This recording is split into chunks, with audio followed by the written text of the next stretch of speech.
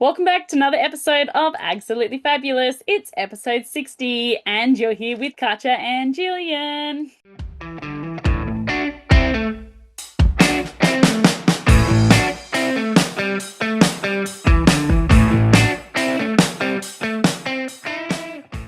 Hi, welcome to Absolutely Fabulous. My name is Gillian Fennell, also known as Station Mum 101. I love everything about agriculture, especially the people and especially communicating about what makes Australian ag so special. And I'm Katja Williams, a beef, cattle, and cropping farmer, and I love all things ag, and I'm also known as the ultimate farm wife. Together, we are absolutely fabulous, and we are talking all things agriculture beyond the headlines. And we can't wait to give our opinion to you, and we hope you enjoy it. So let's get into today's episode.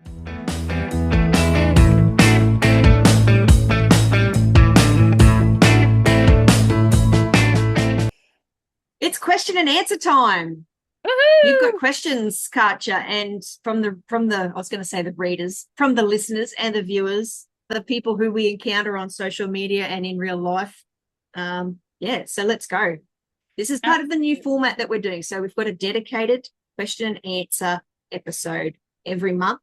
So if you have a question that you would like answered or would like our opinion on, say you've had a scenario and you're not sure how to deal with it, give it to us and we will give you our advice and what we would do in your circumstance, which may or may not be helpful. My answers are probably less than helpful, but at least you might get a laugh out of it. I don't know. All right. What have we got, Katja? What questions have we got? Excellent. So ins and outs. Ladies, usually at the beginning of the year, people start with New Year's resolutions or a list of things that they are or aren't going to do this year. What are your top 5? Well, I'm terrible at making resolutions, to be completely honest. And so I've given the one thing I'm not going to do is make any resolutions. That is the number one top of thing. Number 2 is I am going to try and be more organized. So you should see my house at the moment. I have diaries and calendars and spreadsheets. I've got a digital diary. I've got digital calendars that put everything all in together because I've got different email accounts for different roles that I have. So that is my overarching goal for the year is to try and be more organized. But other than that, I pretty much go with the flow these days. Like I can't have hard and fast rules anymore about stuff because I'm too old for that shit, to be honest. Oh, and I have made a commitment to myself to try and move more. Like I'm not putting it in the framework of I have to do exercise, but I have to do something physical at least 3 times a week, whether that's gardening or going out with the horses or doing whatever, or even like just doing some heavy duty, clean out of stuff, so carving lots of boxes and that sort of stuff, because I am aware of the fact that I am getting quite sedentary in my old age. A lot of my work requires me to sit at the computer. Mm-hmm. So I'm trying to be more movement orientated, a bit more physical. So what about you, Katja? What are your top? Do you have a top 5? Because you're a bit more structured than I am generally, a bit more rigid. My first one is I'm going to ask for more help more often. So whether that is someone coming in and just helping me with the kids or outsourcing a job if I can, because I keep a lot on my plate. I keep a lot at heart. So asking for help more often. 2 would be not living up to other people's expectations if those expectations have been made without my participation and without my approval. Just because they have an expectation of me doesn't mean that I have to live up to that. So I guess setting stronger boundaries around that. I am probably not going to be taking on any more projects at the moment. Like I've got probably 10 in the background I've started and I haven't. I was going to say, I call bullshit on that one.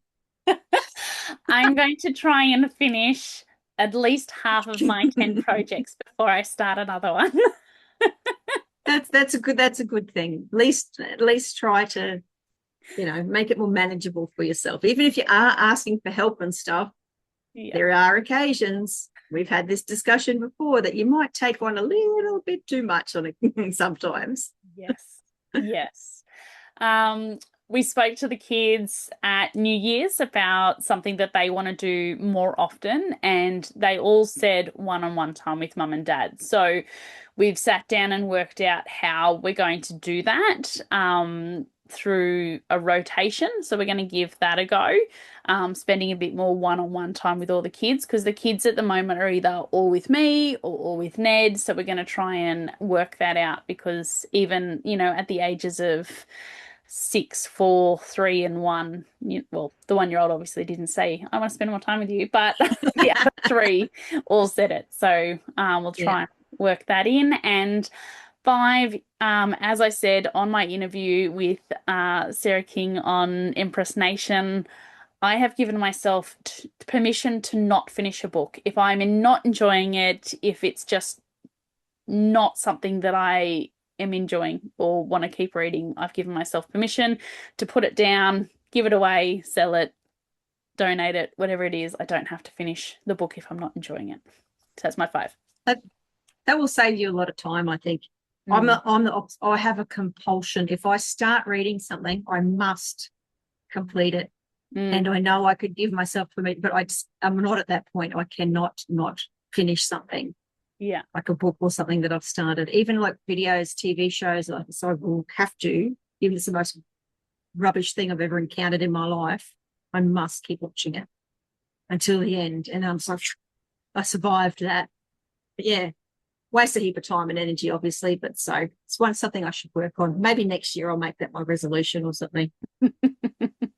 As long as it's all right. Yeah, well, probably not.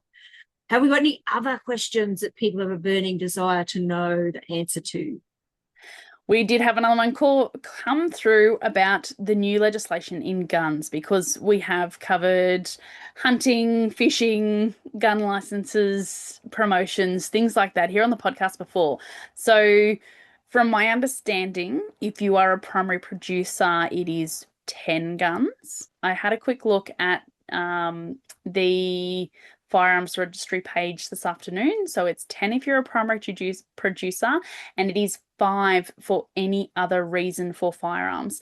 They are, from my understanding, setting up an amnesty or a buyback scheme.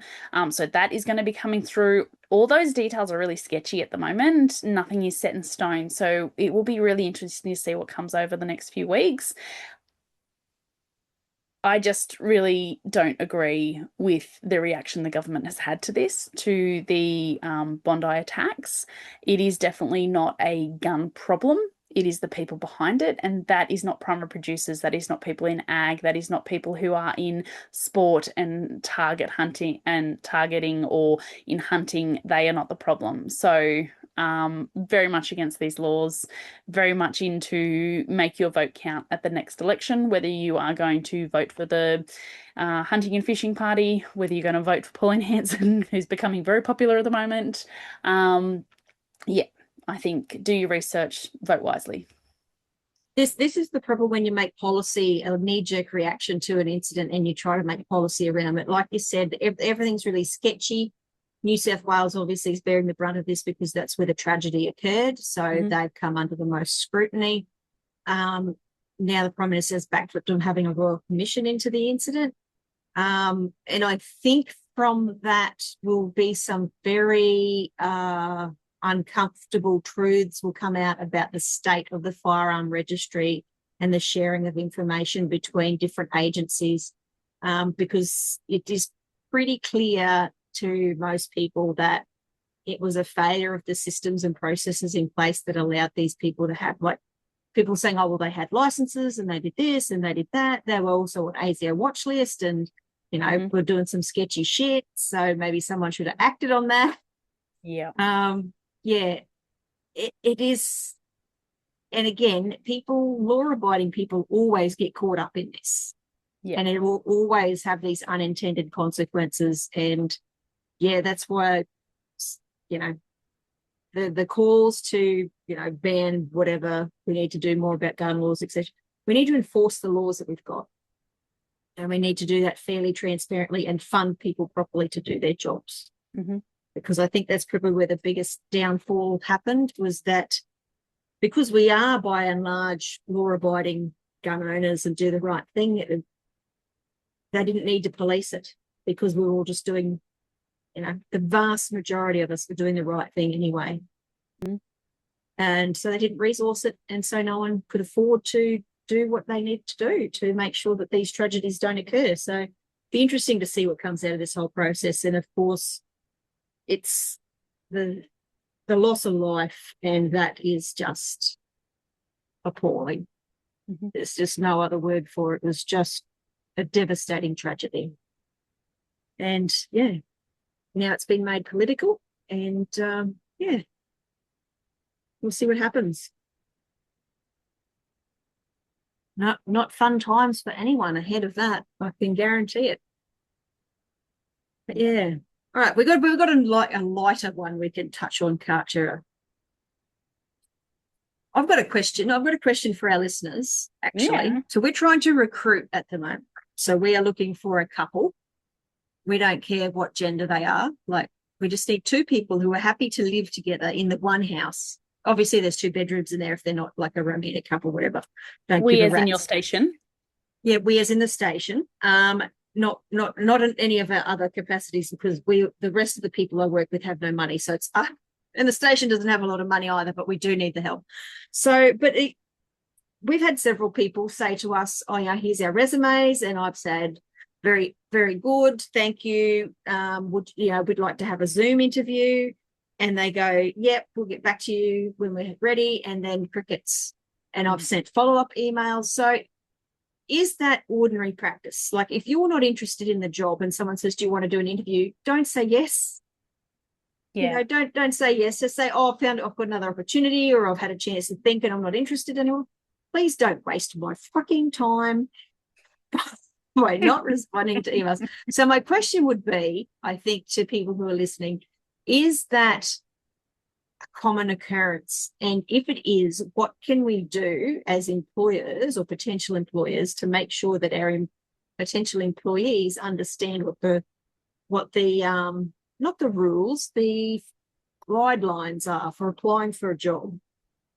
So yeah, have you ever struck that, like when you're trying to employ someone, and then, because you used to do HR obviously, and then chasing people for interviews, and yeah, it's a pain, isn't it? I've done HR. I've done also recruitment for an agency that was doing apprentices and trainees.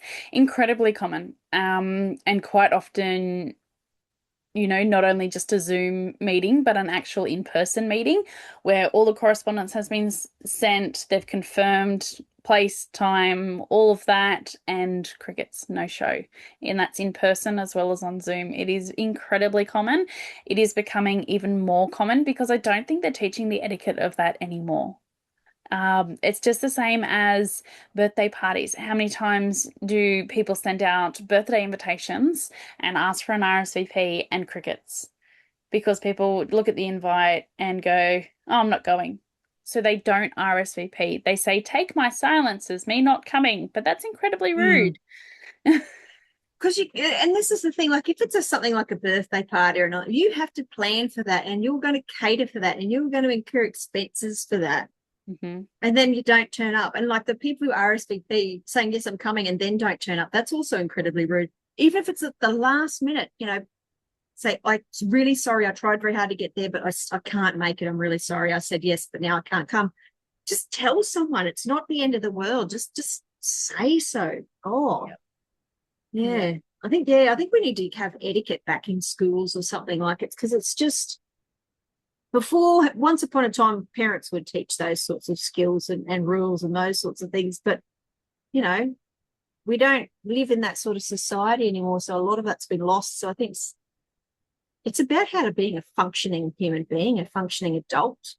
And if you can't get that at home, then they're going to be disadvantaged when they try to get out into the workforce. It's going to hold, just common courtesy and common etiquette is going to hold people back from getting jobs and being treated with respect. So it's a problem. Mhm. Yeah. But if you're a couple and you're looking for work, hit me up.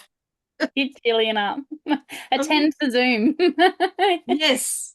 Do your If I send you an research on email where asking for a Zoom meeting, please do your re respond. do your research on where Jillian actually lives before you respond and put it in an application. Yeah. Don't get go, oh, as in one phone call I had the other day, he said, oh, that's really the middle of nowhere. And I'm like, yeah, it is. Oh, yeah, I don't know if I'm interested in that anymore. It's like, good, don't fucking care. Leave me alone then. Stop ringing me up. The location of the job is not going to change. Any other questions we've got, Katja? Yes. We got one about the mini me. So the Harvest to Power conference, there is 1 week left in getting your tickets.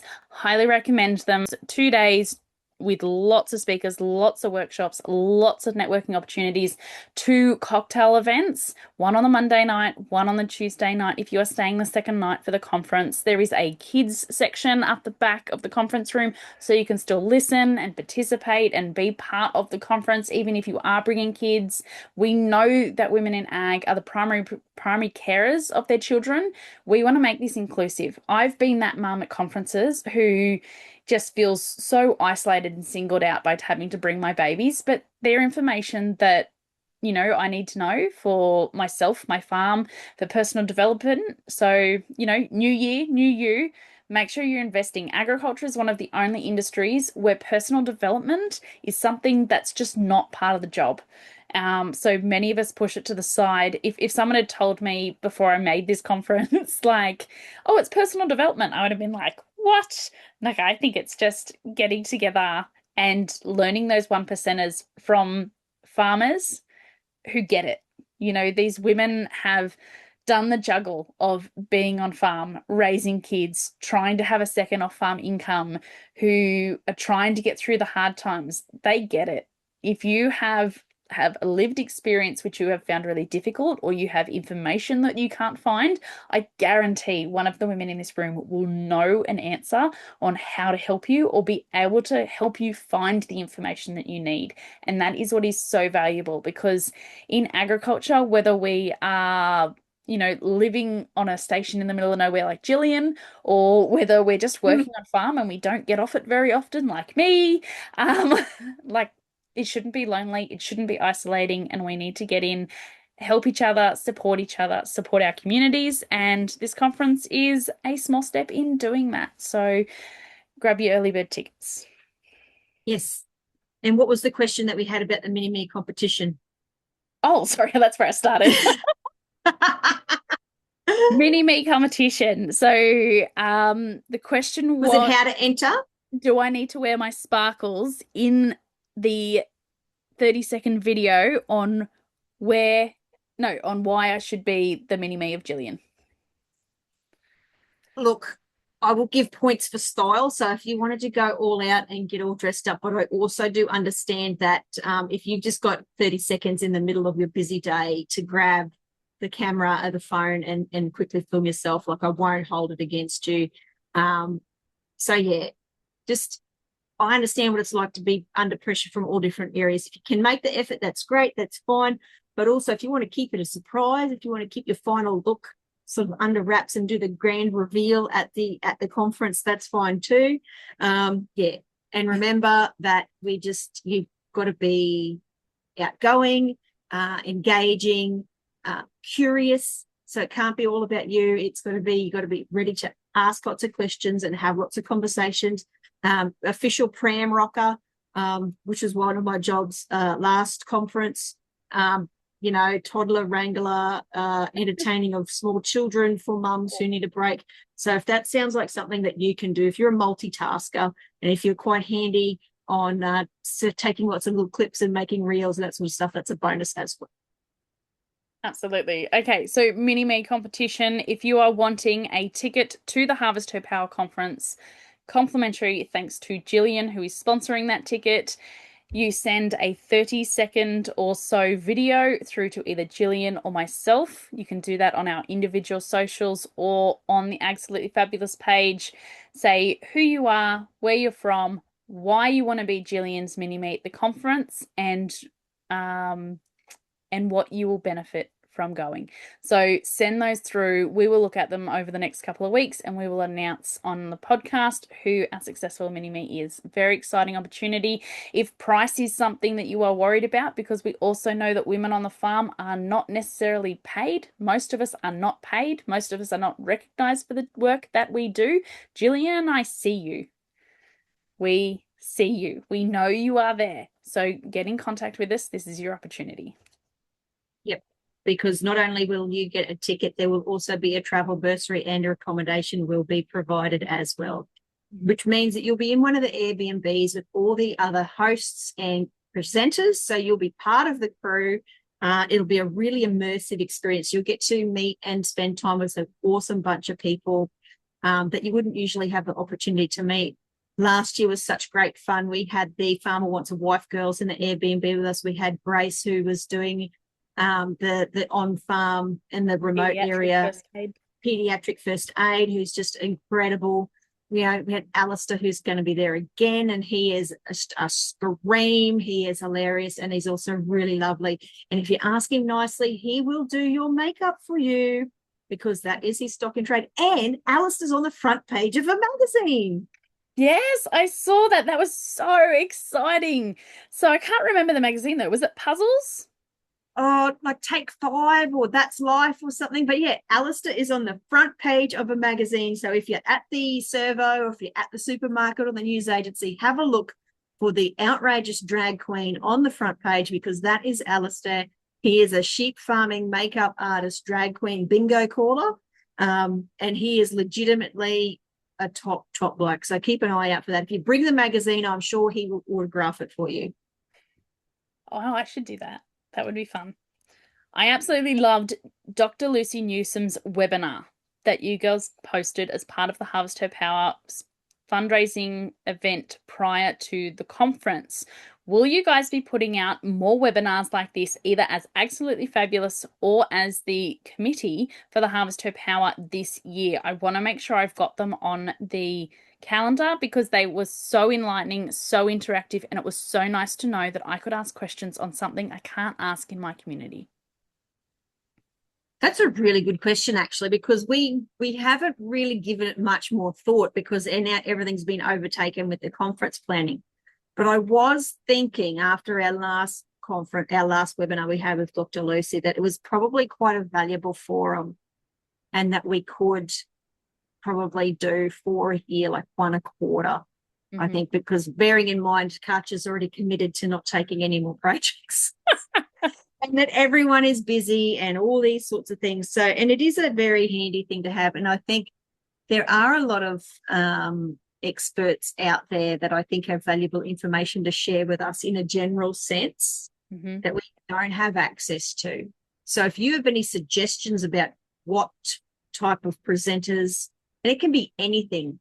So we had like a purely social event, which was the bingo, and we had all the cool giveaways. We had Alistair's makeup night, and we had Dr. Lucy. So if there's anything that you would like to engage with, do interactively with a small cohort of like-minded people in a supportive environment over the internet, so you don't have to leave your own home, let us know what your suggestions are, and we will give it a bit more thought, and we'll probably plan something. We can't help ourselves, Karcha. We'll probably do at least 1 or 2 this year.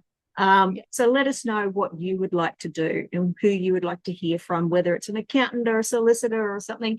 And if you're an accountant or a solicitor or a financial planner, and you're listening to this and you would like to be our guest speaker, talk to us, because I'm sure that we can arrange a mutually beneficial arrangement about some mutual support. You could come on board as a sponsor, and we could host a webinar with you and those sorts of things. So yeah, reach out and let us know.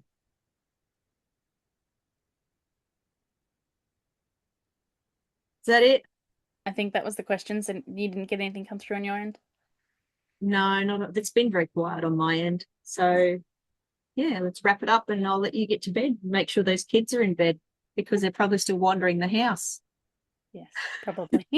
Thanks everyone for giving us your questions. We hope you enjoyed the answers. And if there's anything that we can help you with in the future, we're going to do this once a month. So send them in, your scenarios, your tricky situations, your straight up questions. If you want our opinion on something, send it in, let us know, and we will do our best to answer them for you every month.